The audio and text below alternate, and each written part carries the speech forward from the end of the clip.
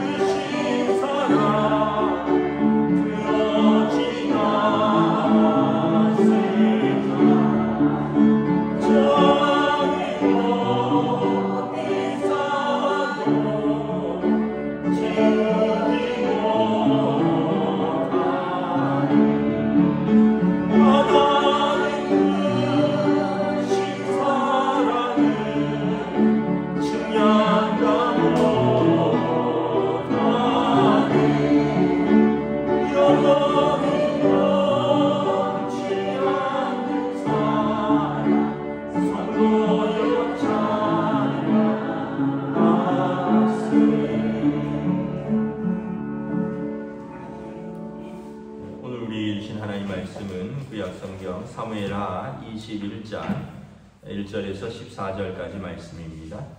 사무엘하 21장 1절에서 14절까지 말씀입니다.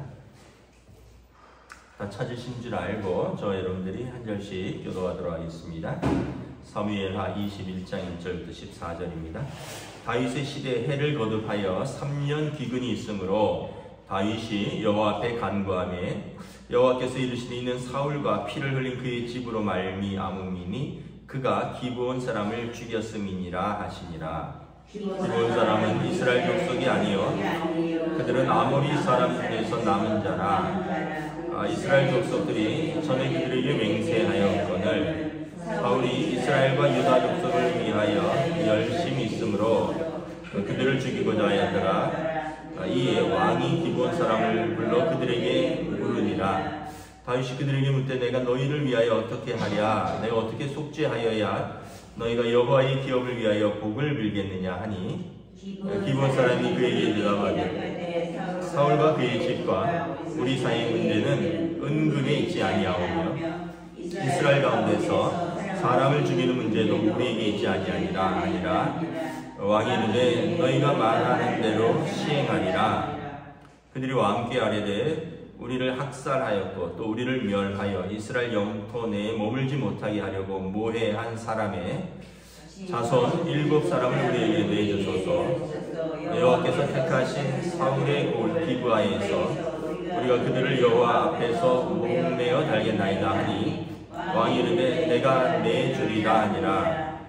그러나 다윗과 사울의 아들 요나단 사이에 서로 여호와를 두고 맹세한 것이 있으므로 왕이 사울의 손자 요나단의 아들 무비보셋은 아끼고 왕이 아야의 딸 리스바에서 난 자 곧 사울의 두 아들 알모니와 무비보셋과 사울의 딸 메라백에서 난 자 곧 무홀란 사람 바르실의 아들 아드리엘의 5 아들을 붙잡아 그들을 기브온 사람의 손에 넘기니 기브온 사람이 그들을 산 위에서 여호와 앞에 목매어 달매 그들 7사람이 동시에 죽으니 죽은 때는 곡식 베는 첫날 곧 보리를 베기 시작하는 때더라. 아예 딸 리스바가 굵은 배를 가져다가 저기를 위하여 바위 위에 펴고 곡식 베기 시작할 때부터 하늘에서 비가 시체에 쏟아지기까지 그 시체에 낮에는 공중에 새가 앉지 못하게 하고 밤에는 들짐승이 범하지 못하게 하니라.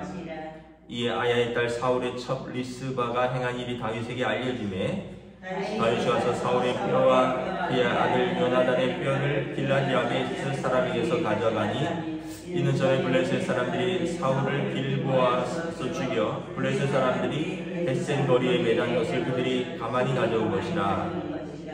다윗이 그곳에서 사울의 뼈와 그의 아들 요나단의 뼈를 가지고 올라오매 사람들이 그 달려 죽은 자들의 뼈를 거두어다가 사울과 그의 아들 요나단의 뼈와 함께 베냐민 땅 셀라에서 그의 아버지 기스의 묘에 장사하되 모두 왕의 명령을 따라 행하니라. 그 후에야 하나님이 그 땅을 위한 기도를 들으시니라. 아멘. 할렐루야.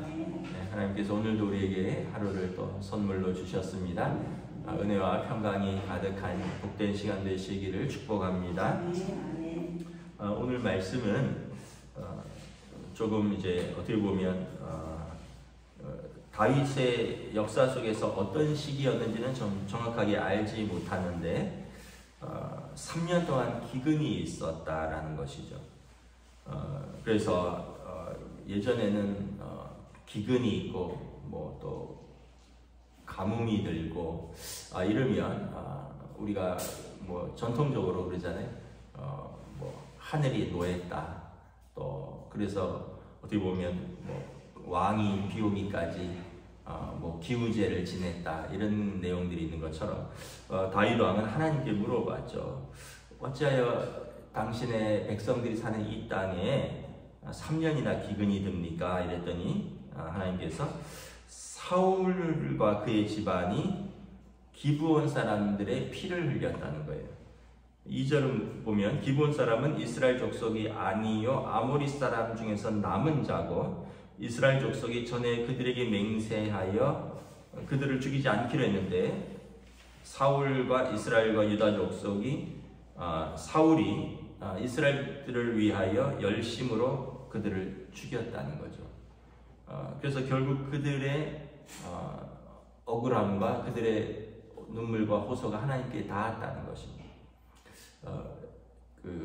우리가 이제 여호수아서에 보면 여호수아와 갈렙이 정복 전쟁을 벌이죠. 가나안 땅에 들어와서 정복 전쟁을 벌이는데 가나안 땅에 7족속이 있었습니다.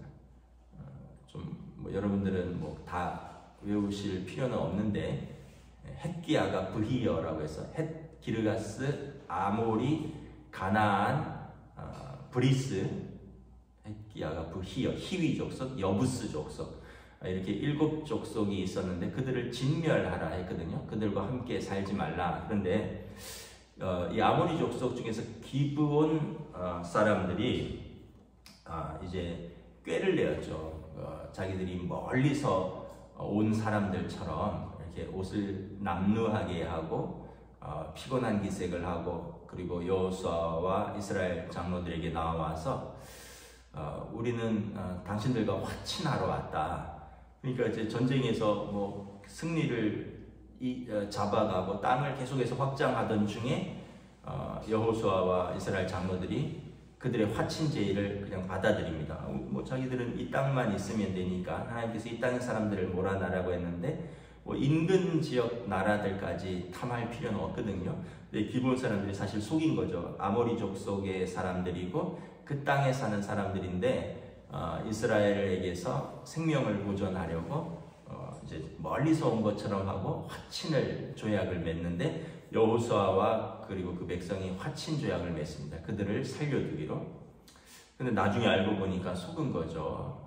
기브온 사람들은 그 땅의 사람들인데 속였어요. 그런데 그럼에도 불구하고 언약이니까 이 기브온 사람들이 이스라엘 가운데 농사짓고 물깃고 하는 그런 거칠고 우리로 말하면 3D 업종, 위험하고 거칠고 힘든 일을 하면서 이스라엘 땅에서 살아가는 거예요. 그런데 사울이 왕이 되고 나서 세월이 꽤 흐른 거죠. 이제 사사 시대가 거의 400년 정도거든요. 그러니까 세월이 한 400년 정도 흐르고 사울이 왕이 되면서 자기 땅에 사는 소수민족이고 그들이 허드렛 일하고 수가 얼마 안 되고 하니까 사울이 보니까 이스라엘과 유다 족속의 환심을 사려고 그 사람들을 죽였다는 거예요. 학대하고 학살했다는 거죠. 5절에 보면 그들이 왕께 이르되 우리를 학살하였고 우리를 멸하여 이스라엘 영토 내에 머물지 못하게 모해하였다. 사실은 그들이 어쨌든 속였지만 이스라엘과 언약을 맺었거든요. 그들을 죽이지 않고 그들과 이스라엘 땅에 함께 살기로. 근데 사울 왕 때 그 언약을 깨었다는 거죠. 그리고 우리들을 학살하고 모해하였고 결국 우리가 흘린 눈물, 우리가 흘렸던 울음들이 하나님에게 상달되었고 하나님께서 그것을 갚으시는 것이다. 그래서 이것을 해결하기 전까지는 하나님께서 그들에게 이제 해를 거듭하여 기근이 있었다는 얘기는 비가 내리지 않았다는 거죠. 하나님께서 노하셨다는 것입니다. 결국은 이제 사울 가문 중에서 요나단의 아들 무비보셋을 제외하고 8절에 보면 아마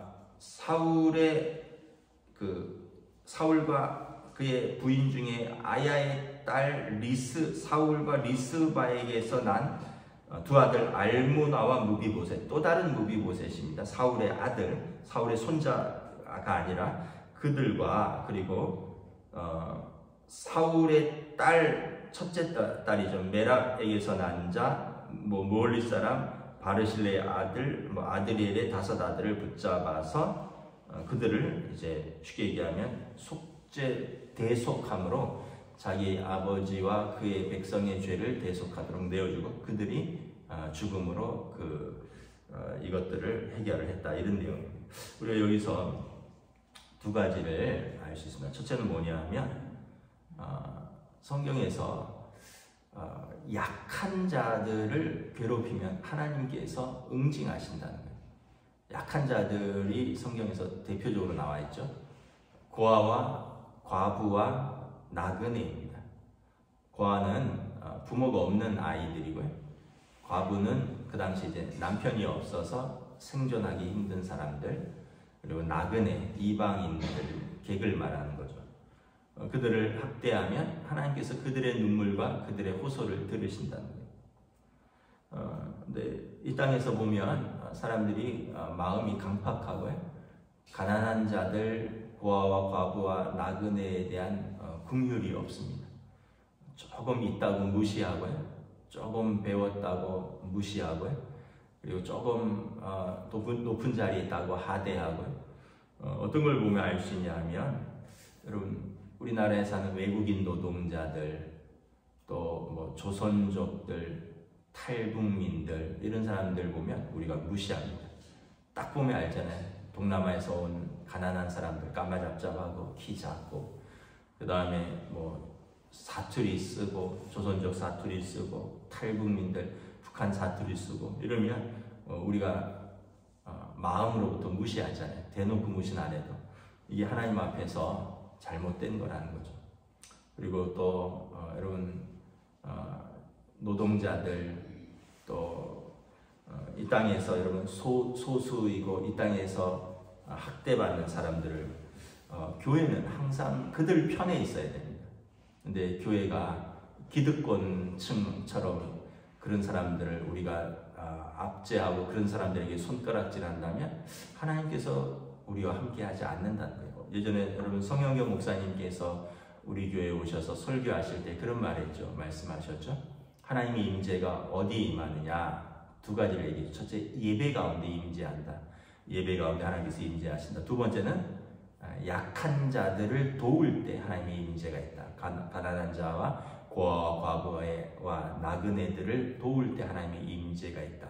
왜냐하면 하나님이 그들 가운데 특별한 관심이 있기 때문에.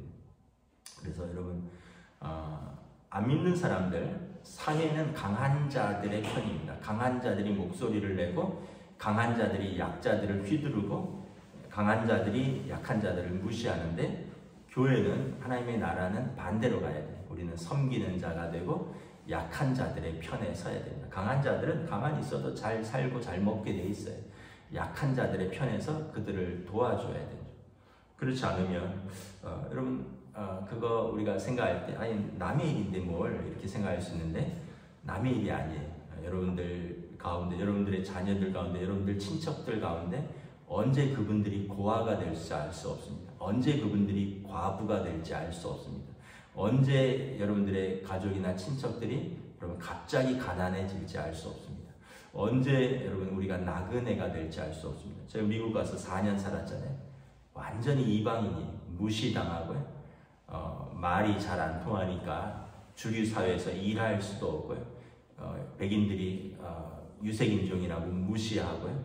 그리고 또 뭐랄까, 할 수 있는 일은 허드렛 일밖에 없고요. 근데 여러분, 한 사람 한 사람을 따져보면 그렇게 무시당할 사람은 아니에요. 여러분, 미국에 있어도 여러분 한국에서 간 많은 사람들이 굉장히 똑똑한 사람들입니다. 고국에서 많이 공부했고요. 그리고 그 사람들이 솔직히 미국에 있는 대부분의 많은 사람들보다 영어만 못할 뿐이지 머리도 좋고 성실하고요. 그리고 그 집에서는 존귀한 아들이었고 존귀한 딸이었고 각자의 집에서는 존귀한 사람이에요. 근데 이제 그 땅에 가니까 나그네가 된 거죠. 한국에서 아무것도 인정해 주지 않는 거예요. 한국에서 배웠던 공부들, 한국에서 배웠던 쌓았던 경력들 철저히 이방인입니다. 가면 말도 잘 안 통하고요. 학교 가서, 병원 가서, 어디 기관 가서 도움을 요청하려고 해도 굉장히 나그네가 되는 거예요. 그래서 그 땅에서 이방인으로 산다는 게 그만큼 어려운 거죠. 그래서 저도 이방인의 삶을 나름대로 조금 경험을 했습니다. 여러분, 우리가 참 사람의 본성이 교만한 게 있어요. 나보다 조금만 못하면 우리가 마음속으로 무시합니다. 아유, 수준이 저래갖고 어떻게 내가 저 사람들하고 같은 수준이냐 이런. 그런데 여러분, 예수님을 생각하셔야 됩니다. 하늘 보좌를 버리시고 땅에 사람의 모양으로 오셨어요. 하나님께서 사람으로 오신 거예요. 당신의 수준을 아주 그 종의 모습으로 완전히 낮추신 것입니다. 그리고 우리를 사랑하시되 죽기까지 사랑을 하신 거죠. 우리가 그 예수님을 믿고 사랑한다고 하면서 우리 주변에 있는 약한 사람들을 무시하고 그들을 눈물을 흘리게 하면 어떻게 된다고요? 하나님께서 심판하신다라는 것입니다. 그래서 여러분, 우리 주변에 그런 광경을 보거나 그런 사건에 마주치면 여러분 말부터 조심하십시오. 저것들은 저렇게 살다가 죽어도 돼, 이런 말씀은 절대 하시면 안 돼요. 하나님께서 그분들의 기도를 들으신다는 거예요. 출애굽기에 보면 이스라엘이 이집트에서 압제당할 때 그들의 고통 소리가 하나님 앞에 상달된지라. 이스라엘 백성들이 이집트에서 종노릇하면서 울고 기도한 것이 하나님 앞에 닿았다는 거예요. 그래서 하나님께서 그들을 건져내리라. 그리고 이집트 땅이 초토화되잖아요. 하나님의 징계가 임하는 것입니다. 오늘 읽으면 기브온 사람들이 소수자고 약자고 그 땅에 나그네 되었고 이것을 사울 가문이 학살하였다는 것을 그들이 심판을 받는 것입니다. 또 하나는 이제 언약이 중요하다라는 거예요. 언약이. 어쨌든 잘못된 언약이지만 이스라엘 사람들이 기브온 사람들과 언약을 맺었어요. 나중에 속은 것을 알았지만 그들이 두려워서 거짓 화친을 청한 것이거든요. 그래서 그들을 죽이지 않고 그들을 그 땅 가운데서 살도록 하겠다고. 그래서 그들이 이렇게 거친 일을 하지만 그 땅에서 살 수 있도록 언약을 맺었는데 이제 세월이 흐르면서 언약을 파기하는 거죠. 여러분, 성경에 중요한 사상이 두 가지가 있는데 하나는 언약 사상이고 하나는 남은 자 사상입니다. 구약 성경에서 언약은 하나님이 자기 백성과 언약을 맺은 것입니다. 하나님이 아브라함과 언약을 맺으셨어요. 하나님이 이삭과 야곱과 언약을 맺으셨습니다. 하나님이 모세와 언약을 맺으셨어요. 출애굽기에 보면 19장 20장에 하나님이 이스라엘과 언약을 맺으셨습니다. 하나님이 다윗과 언약을 맺으셨습니다. 그리고 예수님을 통해서 하나님이 우리와 언약을 맺으셨어요. 언약을 깨는 것에 대해서 두려워해야 된다는 거죠. 우리 삶의 대부분은 다 언약 관계입니다. 여러분, 대표적으로 부부는 언약 관계입니다. 우리가 하나님과 사람 앞에서 결혼식에서 언약을 맺었죠. 그 언약을 깨면 그 언약에 따른 언약을 깬 것에 대한 대가를 치러야 돼요. 부모 자식도 언약 관계입니다. 내가 낳았기 때문에 부모와 자식으로서의 언약 관계입니다. 그래서 부모가 자식을 학대하거나 방기하면, 그 책임을 방기하면 그 부모가 하나님 앞에 또 심판을 받는 것입니다. 우리 모든 삶의 자리는 언약 관계입니다. 여러분, 회사도 다 언약이죠. 그래서 여러분, 회사에서도 언약을 부당하게 깨면 어떻게 됩니까? 부당해고로 가면 법정으로 가는 거예요. 근데 이제 또 직원이 회사에 대해서 언약을 못 지키면 또 직원은 해고를 당하겠지만 회사가 부당하게 직원에 대해서 언약을 깨면 이것은 또 노동법 위반으로 또 법원으로 가겠죠. 그래서 이 땅은 사실 모든 관계는 언약입니다. 언약. 그래서 언약을 깨면 하나님께서 기뻐하지 않으신다는 거예요. 성경에 보면 예수님께서 마태복음에 산상보훈에서 함부로 맹세하지 말아라, 함부로 언약하지 말아라, 하늘로도 하지 말아라, 하나님의 보좌가 있는 것이다. 땅으로도 하지 말아라, 하나님의 발등상이 있는 것이다. 성전으로도 하지 말아라, 예루살렘 큰 성으로도 하지 말라, 거룩한 왕이 있는 곳이다. 내 머리털럭으로도 하지 말아라, 내 머리털럭 하나도 검게 하고 희게 할 수 없는 사람이 함부로 언약을 맺지 말아라. 그래서 여러분, 우리가 언약을 맺었다면 신실하고 충성스러워야 됩니다. 우리가 힘써서 능력이 없어서 언약에 못 다다라는 것은 하나님께서 도와주셔요. 여러분, 우리 결혼 생활도 그렇고 우리 또 부모 자식 간의 관계도 그렇고 또 우리의 삶의 모든 것에서 능력이 부족하면 하나님께서 불쌍히 여기시고 도와주셔요. 근데 언약을 깨면 어떻게 악한 것으로 보는 거죠. 언약에는 하나님께서 보고 계신다. 오늘 다윗과 이제 이 기브온 사람들과 이스라엘 맺은 언약을 사울이 임의로 깨웠다는 것입니다. 그래서 그 언약을 깬 것에 대해서 책임을 물어달라는 거죠. 결국은 이제 대속이죠. 죄는 여러분 대속한다 그러잖아요. 생명은 생명으로. 사울 가문에 7사람을 내달라 합니다. 7은 완전수입니다. 사울 가문을 다 도력할 수는 없잖아요. 그 중에 7을 내달라. 그래서 그들을 대속의 어떻게 보면 대속의 죽음이에요. 그걸 통해서 하나님께서 이 땅의 언약을 매우 엄중하게 여기신다라는 것, 그리고 하나님과 언약을 맺은 이 땅의 나그네들, 약한 자들을 학대하며 하나님께서도 너희를 심판하신다는 것을 보여주는 거죠. 그리고 나서 그 땅에 비로소 하나님이 그 땅을 위한 기도를 들으시니라. 14절에 비가 오고 다시 기근이 해결되는 것을 볼 수 있습니다. 말씀을 마치도록 하겠습니다. 우리가 끊임없이 우리 자신을 돌아봐야 됩니다. 내가 교만하지는 않은가? 나보다 조금 약한 사람들을 내가 우습게 여기지는 않는가? 근데 이 시대가 그렇습니다. 뉴스 같은 걸 보면 우리보다 조금 못한 사람들을 함부로 대해도 되는 것처럼 이야기를 합니다. 그러나 하나님께서 우리 한 사람 한 사람을 소중히 여기십니다. 여러분, 우리가 약할 때 우리를 누군가 무시하거나 우리를 누군가 학대하면 하나님께서 우리 편이 되어주십니다. 마찬가지입니다.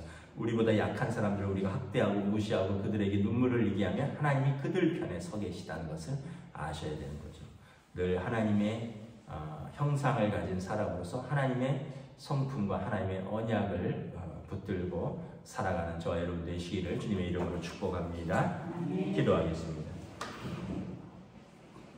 하나님 은혜를 감사합니다. 오늘 다시 한번 말씀을 통하여 우리가 무엇을 또 소중히 여겨야 하고 또 우리가 무엇을 함부로 해서는 되지 않는가를 살펴봅니다.